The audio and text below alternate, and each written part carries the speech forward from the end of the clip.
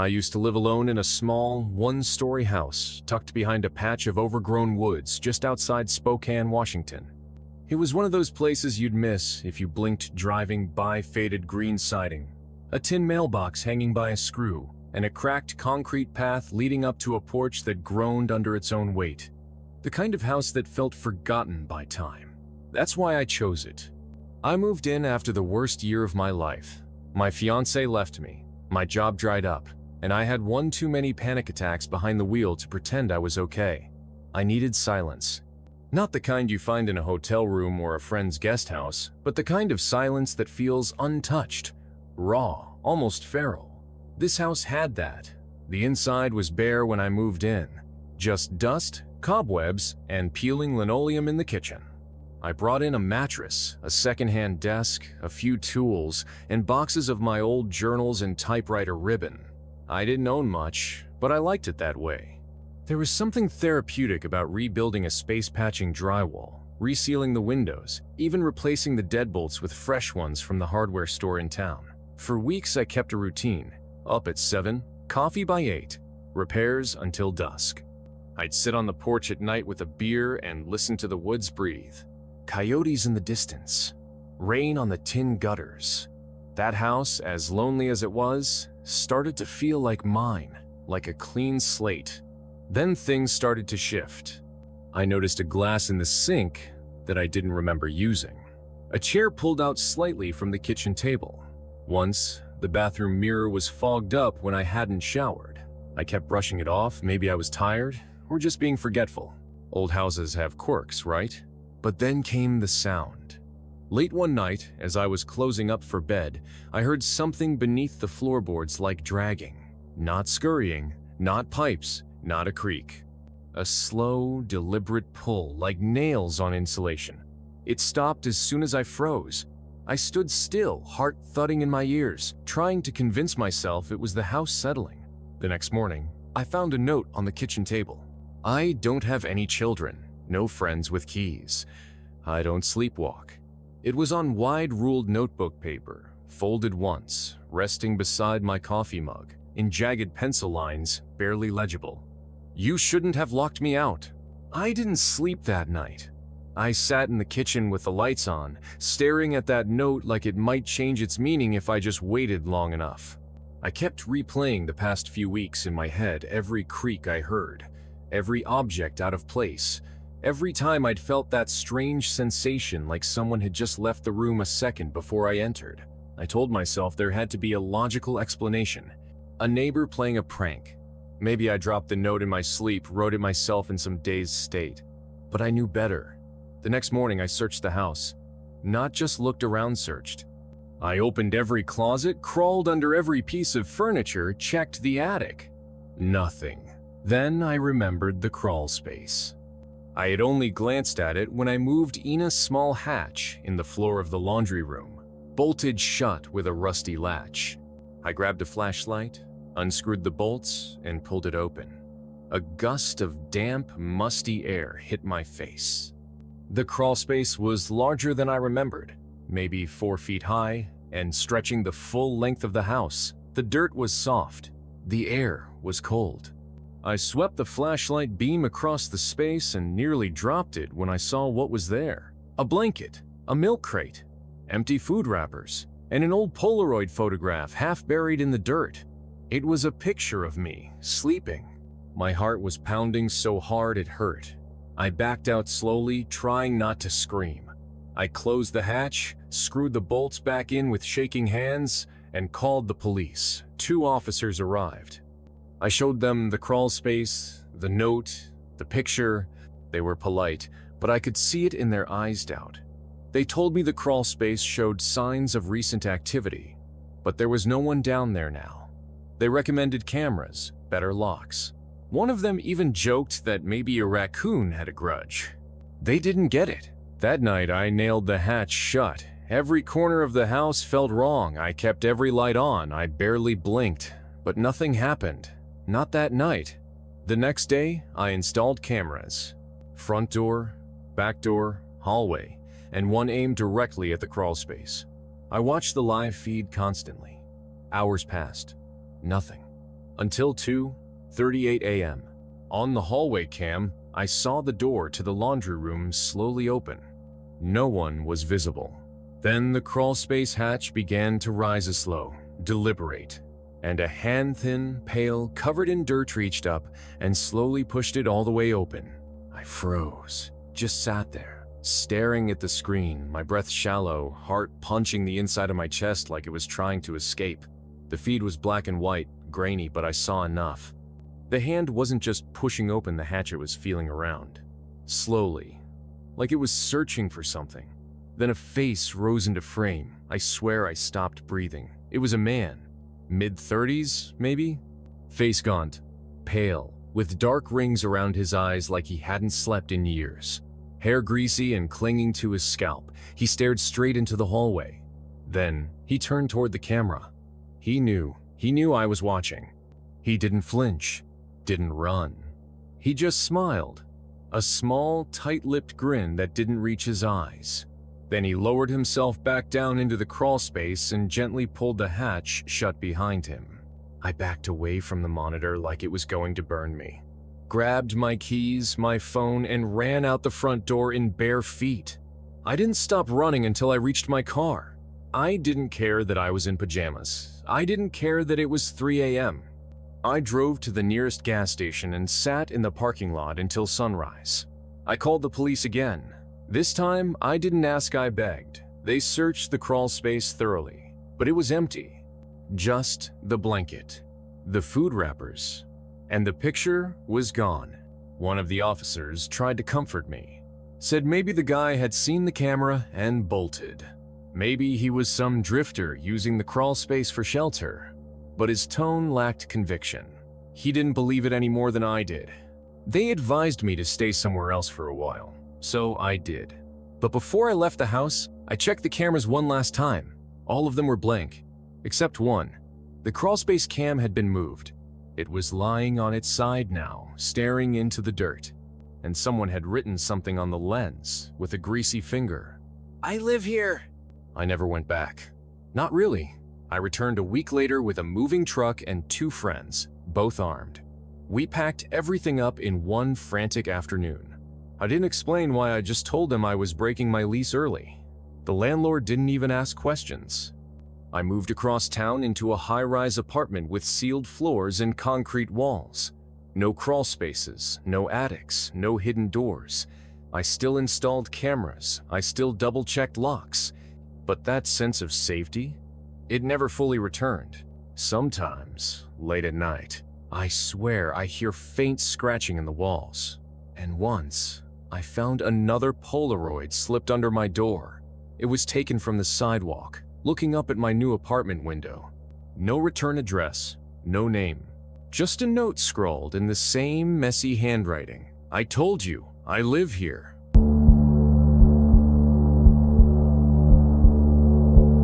It started the night I moved into my grandmother's old house after she passed. The place was familiar, I spent so many summers there as a kid. But something about being alone in it now made it feel different, too quiet, too still. She lived in a small 2-story place at the end of a rural cul-de-sac. Surrounded by trees on all sides, no real neighbors close enough to hear if anything happened. I figured it'd be peaceful. Solitary. A place to reset my life after the breakup, the job loss, everything. The house had this one door that always gave me a weird feeling. It was in the upstairs hallway, near the linen closet. As a child, I never questioned it. Gran just said it stayed locked because it was where she kept things. I assumed it was some kind of attic storage. When I inherited the place, I tried the knob. Still locked. No key in the drawers. None on her key ring. I figured it wasn't important. Probably just junk. But that first night, I heard something. A soft, rhythmic tapping coming from behind that door. Like fingers. Or nails. It wasn't aggressive. More like someone trying to get attention without being caught. I stood there for a long time, barefoot on the creaky wood floor, listening. My skin crawled as the tapping continued, then stopped the moment I reached for the knob. It was still locked, and for some reason, that scared me more than if it had been open. Over the next few nights, the tapping became a pattern. Always just past midnight. Always soft, patient. Like whoever or whatever's behind the door knew I was awake, knew I was listening. I tried to ignore it at first. I'd put in headphones, play ambient noise, even move to the downstairs guest room to avoid it. But no matter where I slept, I could still hear it. Like the sound traveled through the walls, under the floor, into the base of my skull. I started leaving a flashlight on the hallway table. I thought maybe if the hallway stayed lit, it would stop. It didn't. One night, I decided to record it. I set my phone against the door, hit record, and left it there overnight. The next morning, I listened to the audio. At first, it was just what I expected, like taps, spaced a few seconds apart. But then, around 2:43 a.m., something new, a whisper. Just one, faint, like breath pressed against wood. I played it over and over, heart racing. It said, "Let me out." I tore the house apart looking for a key. Every drawer, every dusty box in the basement, every cracked book on the shelf, nothing. So I called a locksmith. Told him I needed to open an old interior door, probably just stuck. He showed up the next day, an older guy, friendly enough until he looked at the door. He went quiet, touched the doorknob with a kind of hesitation, like it burned. "This isn't a door I want to open," he said. I half laughed, but he didn't. He packed up his tools without even trying and told me, "Whatever's behind there, it's been locked a long time for a reason." Then he left. And that night, the tapping turned into scratching. That night, I sat at the top of the stairs with the flashlight off. I didn't want to see, I just wanted to hear. The scratching had grown erratic, angry, like nails on wood, but deeper, like claws. And then it stopped. Dead silence. No creak of the house settling, no wind outside. Just pure stillness that pressed against my chest like weight. I stood, every hair on my body raised, and approached the door. This time, the doorknob turned. Not much, just a fraction of an inch. But enough that I saw it happen with my own eyes. It moved. By itself.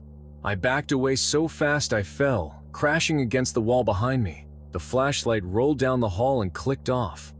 In the dark, I heard the door creak. Not open, just creak, as if something inside leaned against it, testing it. Then came the whisper again, closer now, clearer. "You know me." I froze. My mind was racing. What did that mean? And then something slid under the door. A small, yellowed photo, faded at the edges. It showed a boy maybe 5 years old standing next to an old woman in that very hallway. My grandmother. And the boy was me. But I had never seen that photo in my life. That was the moment I knew something wasn't just haunting this house. It had been waiting. For me. And it remembered me better than I remembered it. I didn't sleep that night. I sat in the kitchen with every light on, clutching that photo like it could answer any of the questions spiraling in my head. How could it exist? Why had it been behind that door? By morning, something had changed. The hallway upstairs felt colder, not just physically, but emotionally, like the air had been scrubbed clean of warmth. I walked up slowly, feet dragging, every creak of the steps making me flinch. The door was just as I left it closed, still locked. But the scratches were gone, completely. No gouges in the wood, no flakes of paint, no sign anything had ever touched it. Even the doorknob looked newer. I knelt down, slid the photograph under again, thinking maybe that would close whatever had been opened. Nothing happened. No tapping. No whisper. The door just sat there like any other door in the house. I considered leaving, selling the place. But some part of me couldn't. I had to understand. So I started researching. Family history, land records, even old photographs. It took weeks, but eventually I found something buried in an old file at the county archive. A single line in a police report from the 1960s. Child reported missing. Last seen near locked storage door in grandparents' house. Case unsolved. Property passed down to living relative. That was me. They never found the kid. But somehow, I had come back. Whatever was in that room, It knew something about my past that I didn't.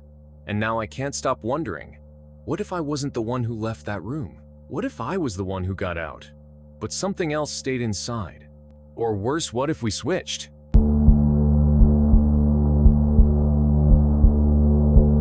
We moved into that old craftsman-style house in January. It was a fresh start.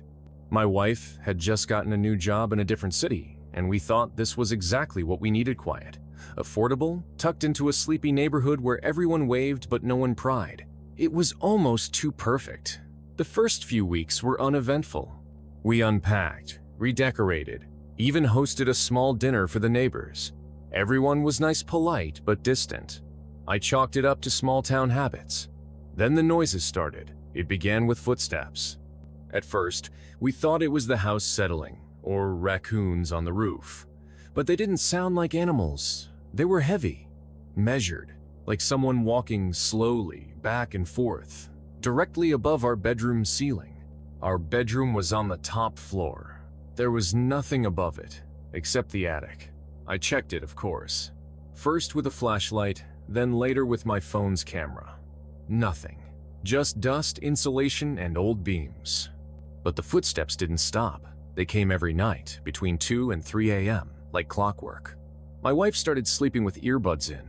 I started staying up, trying to catch the sound. Once I even waited in the attic for 2 hours completely still, in the dark. Nothing. Until I climbed back down and found a single muddy footprint at the top of the attic ladder. And it wasn't mine. After finding that footprint, I changed. I became obsessed. I installed motion lights, cameras, even put baby powder across the attic floor to see if anything disturbed it. Night after night, the cameras caught nothing. The powder remained untouched. But the sounds never stopped. The footsteps weren't random anymore. They started forming patterns. 3 steps, pause. 4 steps, pause. Then 3 again, like pacing. Like someone trapped, thinking. My wife stopped sleeping in the bedroom. She said the air felt wrong, like someone was watching her. She started sleeping in the guest room downstairs. Then came the whispering. I didn't tell her about that. I thought I was losing my mind. At first it was faint like wind, or maybe a draft through the beams. But it grew clearer. Words. Just beneath the surface. I could never quite understand them, but I felt them. Angry, curious. Sometimes even playful. One night, I heard humming. A slow, tuneless melody above me while I sat in bed, frozen. That was the first time I called the police. They searched the entire attic, even pulled back a portion of the insulation. Nothing, no signs of entry. No animals, no squatters. Just old boards and silence. They left me with a recommendation to see a therapist and a warning not to waste resources. But I knew what I heard. A few days later, I came home early from work. My wife was out. I walked into the kitchen and stopped. The attic hatch was open. The ladder was fully extended. And hanging from one of the rungs was my wife's necklace, the one she'd lost 2 weeks earlier. I didn't call the police this time. I didn't shout or run. I stood beneath that attic hatch, heart hammering, ears straining for any sound. But there was nothing, just silence. That's what made it worse. I slowly climbed the ladder. Every creak of the wood felt deafening. The temperature changed the higher I went, colder, like walking into a cellar. I poked my head into the darkness, flashlight trembling in my grip, and there, finally, I saw it. In the far corner of the attic, behind a curtain of insulation, was a narrow gap in the wall. Not wide, barely enough to slip through. I forced my way in, pressing past the fiberglass that bit into my arms and neck. What lay beyond wasn't part of the floor plan. It was a small crawl space, no more than 4 feet tall, and it smelled like damp wood and sweat. Inside was a blanket, a backpack, a pile of fast food wrappers, empty bottles, and something that chilled me to my core: photos of my wife and me. Printed photos, some from our phones, others taken inside the house, from behind doors, through windows. One was from our bedroom. I was asleep. The photo was taken from the attic hatch looking down at me. I backed out fast, nearly tumbling off the ladder. I locked the attic, nailed it shut, dragged a shelf beneath it, My wife and I stayed at a hotel that night, but that wasn't the end. At 2:46 a.m., my phone buzzed. A notification from the attic camera. Movement detected. The footage showed the attic hatch. The nails popped out one by one. The ladder unfolded slowly, and then a man's face appeared. Pale, gaunt, eyes wide with something that didn't belong to the sane. He looked directly into the camera and smiled. The police came again, this time taking it more seriously. The footage shook them. They brought dogs, thermal cameras, a whole team. But by the time they arrived, the man was gone, vanished. No fingerprints, no tracks, not even a hair. Just the evidence he left behind. They told us it looked like he'd been living in the attic for months, that he might have entered during a renovation weeks before we moved in, that he probably came down only when we weren't home or when we were asleep. That last part kept me awake at night. We moved out within a week. The house sat on the market for a while, then sold. I sometimes check online, just to see if anything strange ever gets reported there again, but there's never anything. Still, some nights, I wake up and stare at the ceiling, listening, remembering how it felt knowing someone was just above me, watching.